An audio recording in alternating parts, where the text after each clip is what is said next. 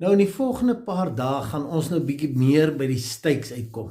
En jy weet 'n steak moet 'n ou bietjie fyner kou om dit verwerk te kry. Nou ek wil hê hierdie volgende paar dae moet jy baie mooi oor hierdie gaan dink en nie net laat jou ou programme sommer oorneem en dit dalk verwerk nie. Nou ek wil begin om te sê, soos seker almal op hierdie aarde het ons op 'n stadium gesoek na antwoorde, na oplossings buite ons. En ons is geleer dat ons moet God vertrou en ons het dit heeltyd in ons kop gehad. Hy sit daar in die hemel en hy sal vir ons voorsien. Hy sal die deurbraak vir ons gee. En so sit ons en wag totdat daar 'n deurbraak van iewers van buite ons kom.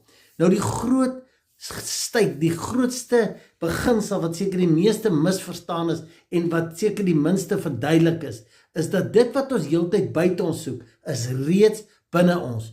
Daai God is deel van jou, jy is deel van hom. Ons gaan verder hierna kyk.